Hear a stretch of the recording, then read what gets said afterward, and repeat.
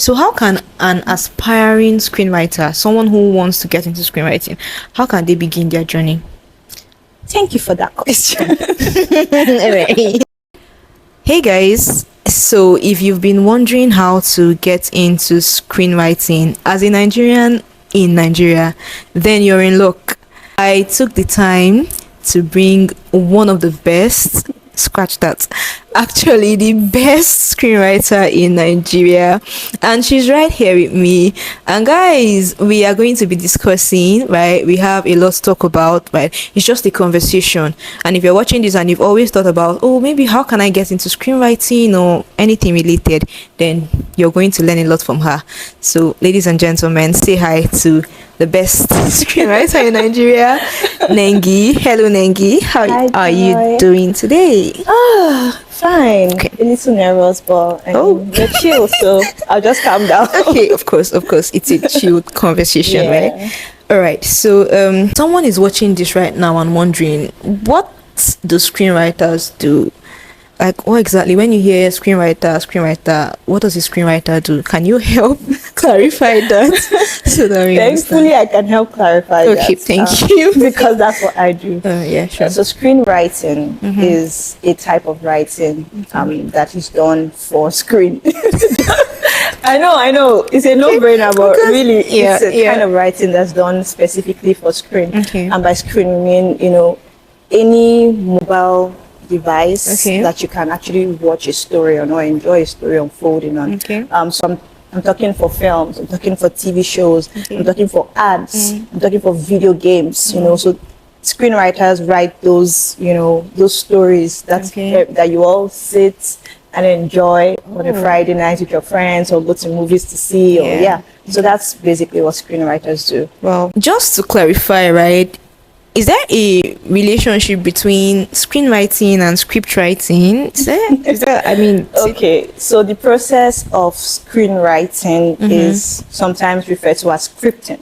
So when you write a screenplay, you have essentially written a script. So the screenplay in essence is something that so there's that distinction, because for scripts, you can write scripts for a myriad of things. For example, people who do stage plays, they work with scripts. So that was why it was important to make that distinction. If you write a script, which is basically the same dramatic form that Shakespeare used to write all those years ago, or Ola wrote to me, when you see those books and you see you see the action line, and then all of a sudden you'll see the person's name, like Joy.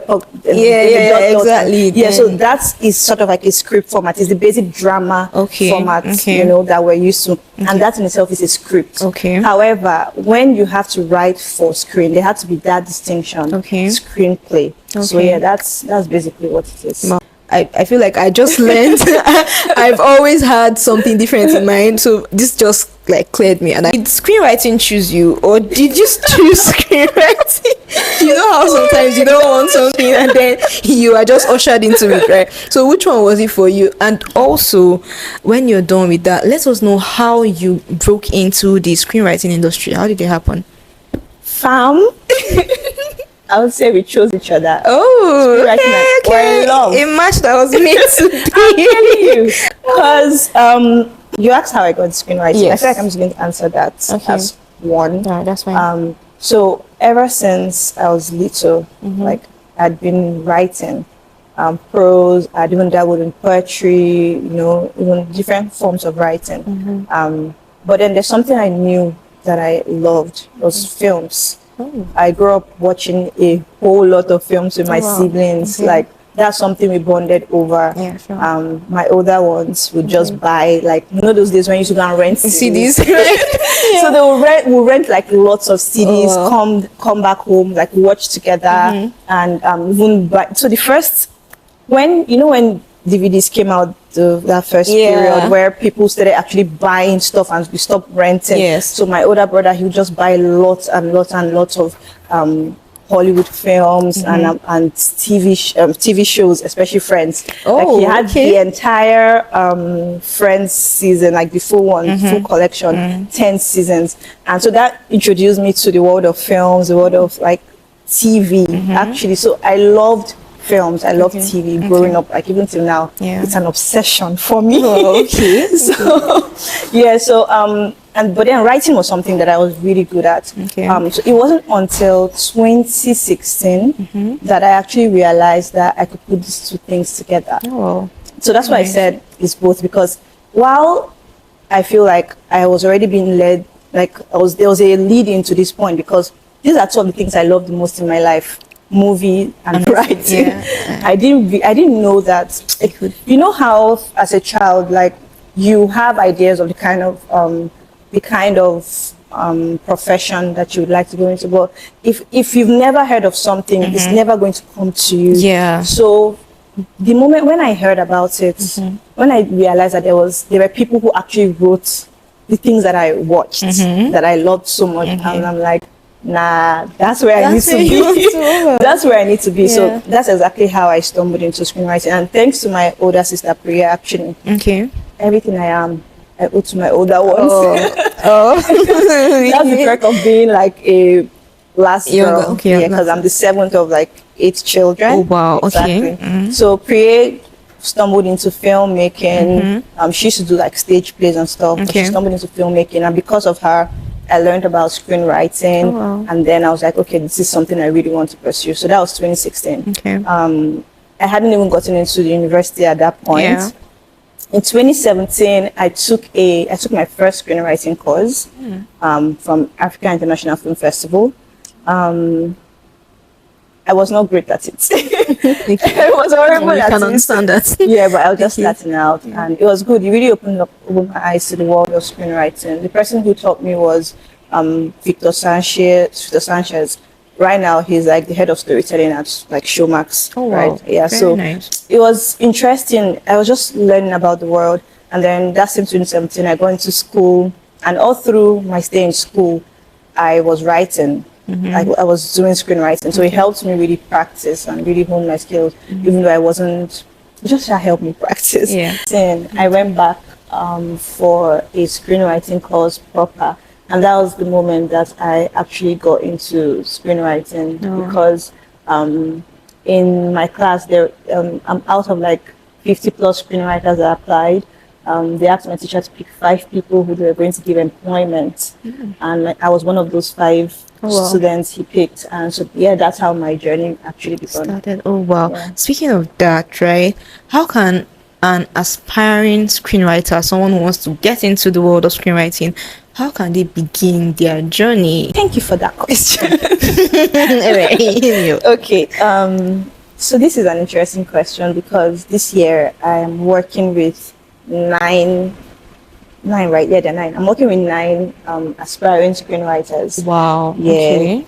I'm mentoring them. Oh. And I'm trying to get them into the industry. So that's a question that I've actually been asking myself. So like, how am I going to lead these writers into the job market? Because it's one thing for me to teach them, but it's another thing for them to actually find work, earn from it, to become established screenwriter. So what exactly is the path like for these writers? And something I shared with them is, first things first, you need to put your work out.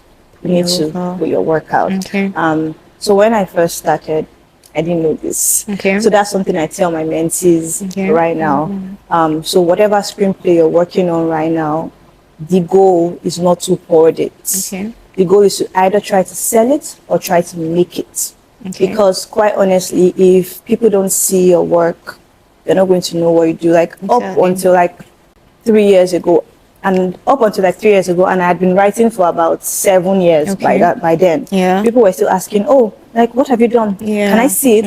Because that's the most important thing in this industry. It's a very visual industry. You write for screen. So people need to be able to see something that you've written on screen to understand that, okay, you are actually what you say you are. So that's what I always advise them. Once your screenplay is ready, once your script is ready, it's time to shop it. Like, basically try to find a buyer for it who's going to make it, or make it yourself, like in a small film, in a short film format. because that is literally your currency as a screenwriter. That's Okay. your portfolio. Yeah. So that's one. Number two, you also need to talk about your work. Okay. So also something I struggled with. I'm just beginning to talk about it like now, and that's weird. But these days, social media is important. So you need to share what you're learning, your experiences, and if possible, even share like some of your work. Like if you have a draft that you can even if it's just 3 pages, to just sort of show your skill. You can put it on your portfolio or something, so that anybody who wants to hire you can look at it and say, okay, great, this person can actually do the job. These 3 pages I've seen are solid. This person can do it. So that's another way to actually, get into the industry. The third way that I would recommend is actually, I want to say networking, but the real goal there is not even just to network. It's actually to let people, at the end of the day, you just have to let people Know what see you your do, work. see your work. Exactly Don't hold what you're doing. Yeah, so you're an aspiring screenwriter. So I'm answering this question from the point of view of an aspiring screenwriter who has already learned screenwriting, right? So if you know that you're good and you want to now get into the industry with the skill that you already have. So these are the things that I would say that you should do. Try to show your work. Try to reach out to, try to get your work made. It's so important. Try to get your work made. Talk about your work online. Go to industry events and meet people. And when you meet them, still talk about your work some more. Yeah, so that's really how to get into the industry. Okay, because I just feel like what most people struggle with is putting themselves out there. People, stay behind the shy, that curtain. I'm shy. Oh my God, I don't want people to know me. And I understand the place of privacy, right? But then, what do you really want? Do you want to stay private and poor? The thing about writers is we love to hide. So I've even heard screenwriters tell me, oh no, screenwriters are not supposed to be popular. Why do you think we are behind the scene? And that's fine. No, I'm behind the scene. Very much behind the scene. But the truth is, your employers are out there. Where would they find you if you are inside your house? Do you understand? Like, so you can't be in the shadows forever. You're not going to grow. Exactly. In this industry, weird as it is, in this industry, the loudest people are the people who get recognized, people who get more work. I've noticed it. When I started out, I used to be like, this person is farming too much. This person is just everywhere. Like, but at the end of the day, that's the person who's getting the job. That's the person who's entering into those rooms. Like, the person might not be as skilled as you are, but the person is growing in a way that you know that you would like to, but you're not even talking about your own work. You're hiding. You're like, writers love this whole persona. And it's not a bad thing. Mystic. I'm a mystery. Sometimes, like, especially in today's world, it doesn't really help you, get where you want to go. So as an aspiring screenwriter, the most important advice I'll give you is please show your work. Okay? Okay. I promise you won't die. The next thing I want to find out, and I'm sure we all want to find out, is what are some of the platforms, right, that screenwriters can use to gain recognition? Okay, so talking about showing ourselves, talking about, what are those platforms that we can go on to, and Okay, I'm going to speak from a very personal point of view. I think fellowships, I think screenwriting organizations, classes, schools, film school type, but the ones that actually make sure you do the work are important, especially in the industry today. I'm going to name a few. So for example, the Africa International Film Festival, and I'm a proud AFRIF alumni. Right. I did the AFRIF class twice. The first time I was hosting because I was just learning. Second time I was picked as top 5. They gave me a shot to work on an actual real-time project. For that project, I met a couple of people. People knew my name, so that's important. There's the Accelerate Filmmakers project as well. It's for first-time filmmakers. So if you're a screenwriter, you have your work and you want to give it a shot, like you want to actually make that project into a short film, that's a good platform for you. Then it's a competition, but it teaches you so much, right? Even before you get to make your final film, because you make a couple of other projects while there's the multi-choice talent factory right now. African Magic multi-choice here. So they have a talent factory right now. So a lot of, in fact, they've even gone a step further to create a separate category in the AMVCA for people who make films from multi-choice talent factory. Exactly. So you can see that, like, just going for that, you get to be in a group where you write, there's a director who will direct, there are sound engineers who will do it, like they put you guys in like groups sort of. So imagine a film you worked on being recognized, like being nominated for an AMVCA already, and you're just starting out. You get so these kinds of platforms, they're gold. They're really gold for upcoming screenwriters, and that's what I'll say. Thank you so much. I appreciate your openness. You think formal education has a role to play in life of a screenwriter, right? And if yes, can you tell us like what courses, what would you advise a screenwriter to study actually in? So the truth is, the best screenwriters are self-taught. In fact, in the film industry, the best of the best are self-taught, because it's not about your education. It's actually about how like your practice, how good you can get at storytelling, and you don't do that. You don't get that good without consistent practice. So I wouldn't say formal education is the most important thing, but I also wouldn't disqualify it. It's like a lot of other things in the world today. Formal education is nice to have. Let's not lie. Like imagine having a certificate saying like, oh, I went to New York Film Academy, or I went to Sundance Film Academy, or something like that's a big deal. Backup, exactly, it's a backup. However, like, it's not the most important thing. Quite honestly, it's not the most important thing. There are more impactful ways to learn the craft. By watching films, most important. I always tell my students, I always tell my mentees, like, you need to consume as much films as possible, because like that's what your mind is going to become accustomed to, how stories should be told for different genres, because the more you watch, the more you learn. You need to read a lot of screenplays, a lot of screenplays. I read more screenplays than books. Everybody who knows me knows that. You also need to, there are so many free resources out there. Like if you can't afford film school or like, formal education, there are so many resources out there. We all know about YouTube, but then there's Masterclass, and Masterclass has lectures from the best of the best in screenwriting from all around the world, and that's something that you can just get by paying once. You get if you actually want to go that route. So there are 1,001 ways to learn screenwriting. But the best way is really to practice. But if you wanted to do formal education, here in Nigeria, we have a couple of film schools bringing up. So we have the Terra Culture Film Academy. We have British Council Film Academy. We have, I feel like I'm forgetting so many, but we now have a lot of film schools in Nigeria now. Fulayon even has a film school. If you wanted to go the formal education route in Nigeria, there are a lot of film schools you can actually attend here. But as a starter, I would honestly not.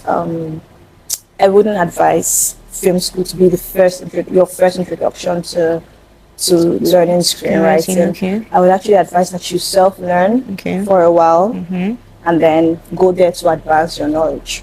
So, practical, right? So I'm sure there's someone watching this and wondering, how much is even in this screenwriting? Do screenwriters make money at all? And if they do, like, how much should I be expecting? So can you just give us like a general, this is very wide, by the way, it's not anything specific, right? But she's just going to give us a general range of what to expect, right, in terms of money, as a screenwriter. Okay, so let me tell you how screenwriters make money. Of course, how much they could possibly make, give you a range. Okay. So yeah, so there are a couple of ways screenwriters can make money. The first is being a writer for hire. So producers or studios come to you and say, look, we have this story, and we want a screenwriter to help us, flesh it out. How much would you charge for this? And you give them your price, and they're like, okay, we're hiring you to write this write this screenplay for us. So you do that, and then they make their film, and that's all. You just like wash your hand of the project. All you have to do is write it, and that's literally what it means to be a writer for hire.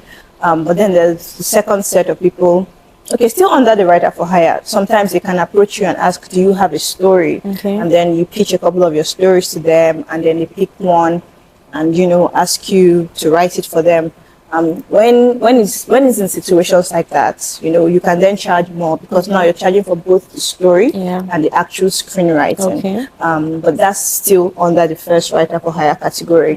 There's a second category, which is you actually write a spec script. So a spec script is a script that is originally yours, that is completed, and so you write the spec script, and then you I don't say go shopping, but they are the ones who are shopping for your story. But you basically take it into the market and reach out to a couple of producers and be like, I have the script, like who's interested. You send them a synopsis, or you send them a script to read, whichever way you want to do it. Then you can have a couple of studios interested in your project, and then they start to bid for it. So they do that a lot in Hollywood. Very little in Hollywood, but they're coming. They're coming. So then you get to set the price. At that moment, you're in control. You get to set price. The studios that try to outbid each other, or who actually wants that story more.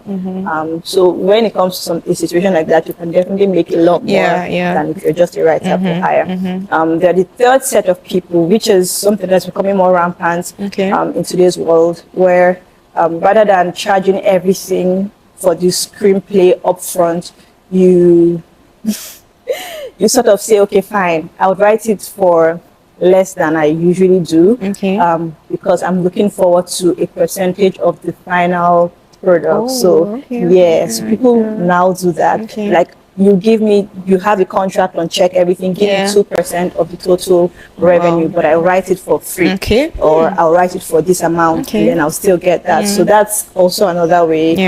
Big screenwriter, big emphasis on make money. So those are three ways I can think of right now. There are other ways too. You can be a consultant for a story. You can edit a screenplay. You can teach, like me. So there are several other ways you can make money. As per the range. As per the range. So right now, I'm speaking for Nollywood, because obviously Hollywood writers make a whole lot more than the writers in Nollywood right now. But I feel like that's also changing. So currently, the range, I would say, you know what, I think I'm going to break it for cinema features, short films, that kind of thing. So for short films, typically short films are like low cost, because people just make them with closed circle. But if they're going to charge for short films, it's going to be between 200,000 to 600,000. Right? 600 being on the high side. But that's for short films. Then if you're going to charge for feature length films, which are films that are longer than 30 minutes.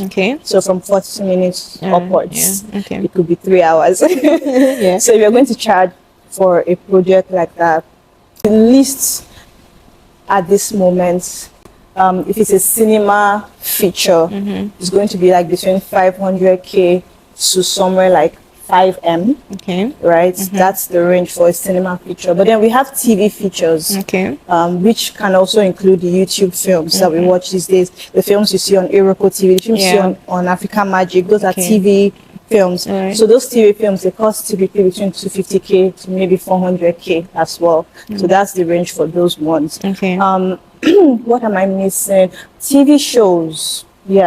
So TV shows, you the range for TV shows for an episode could be somewhere between 250K to 400K, depending on the production, Okay. right? And depending on how long it is. You know, some shows are 30 minutes and some are an hour. Longer, yeah. So yeah, for an episode, that's how much you can charge. Yeah. Then, if you're talking ads, Okay. so because ads are one-time writing, but they typically will be shown multiple times. You know how ads are. Yeah, of course. So, and then companies put a lot of money into ads, so there's a little bit more budget for ads. So ads are charged a little differently. So for an ad, if it's for like a big organization, let's use randomly maybe a Coca-Cola. Okay. Right, if you're writing an ad for TV for Coca-Cola, it could, depending on the ad, it could range somewhere between 300 to even 6M. Oh wow. Depending on the ad. Okay. So yeah, that's it. That was a breakdown, quite a breakdown, like to find your range.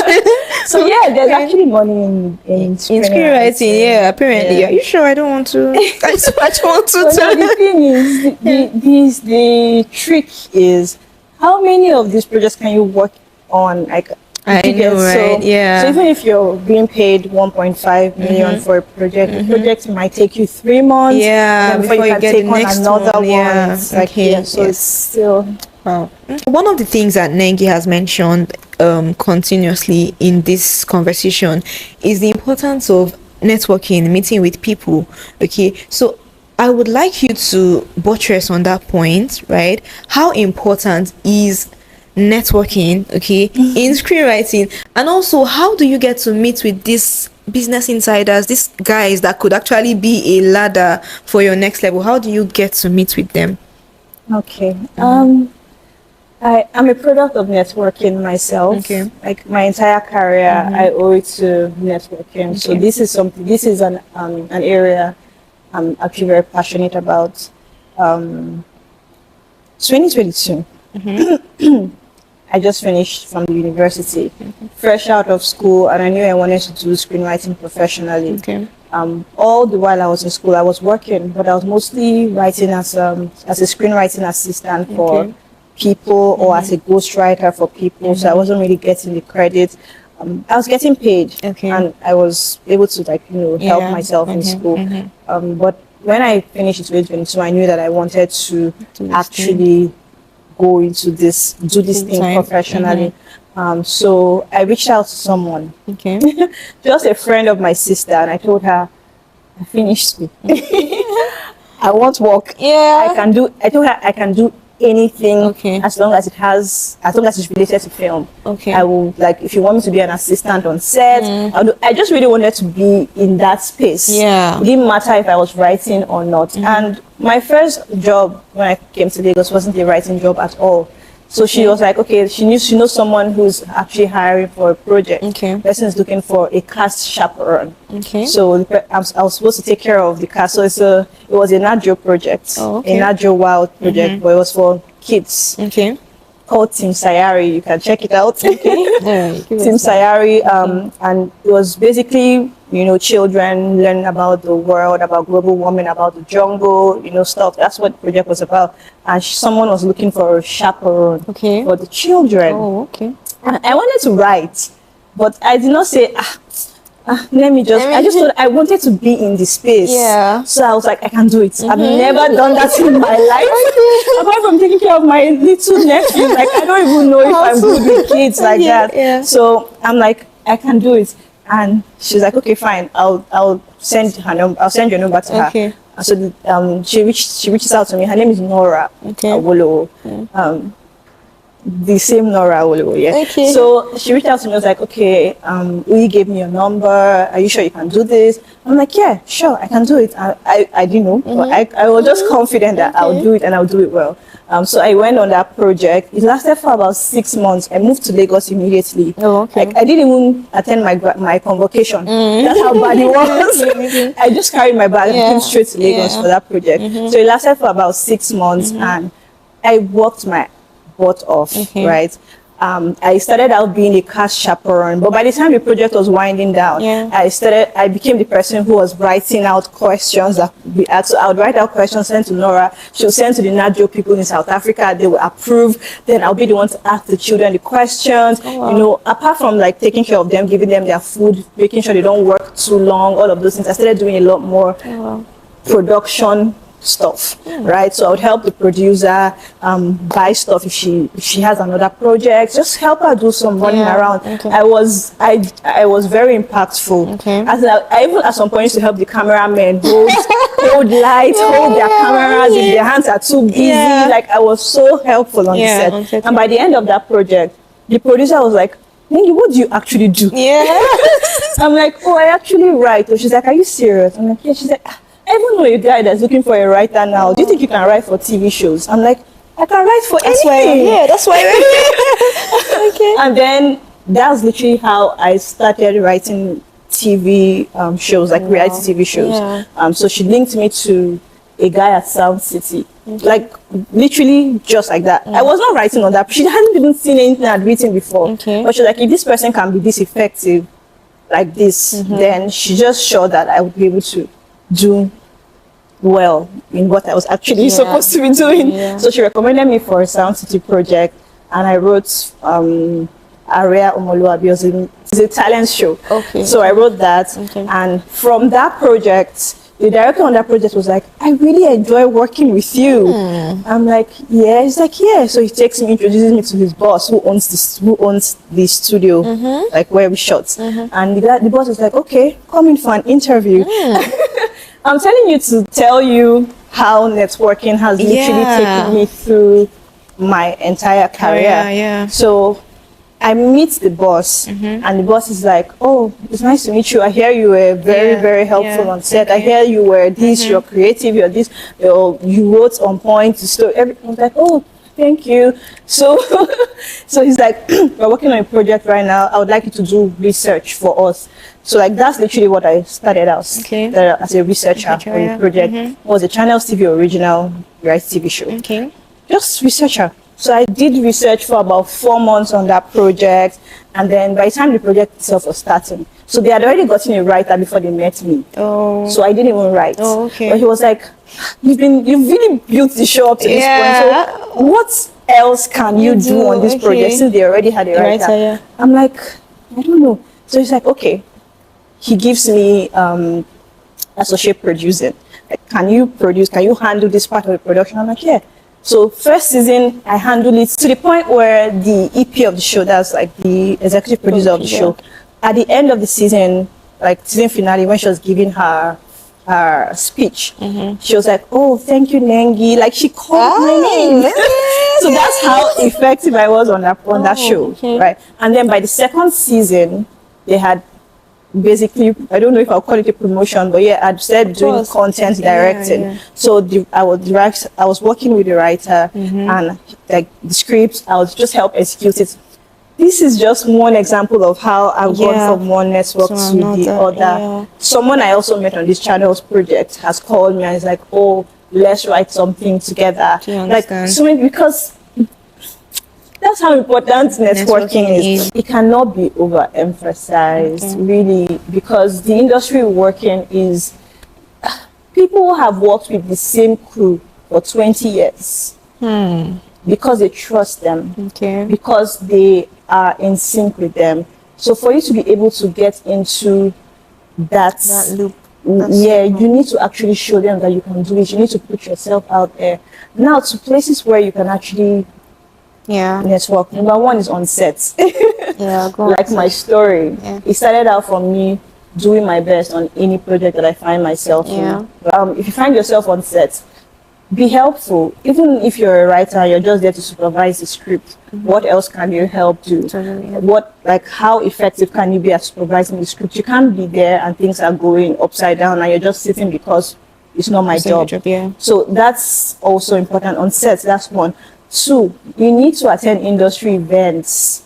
That's also something I didn't do when I started out. Attend industry events. There are so many industry events out there now.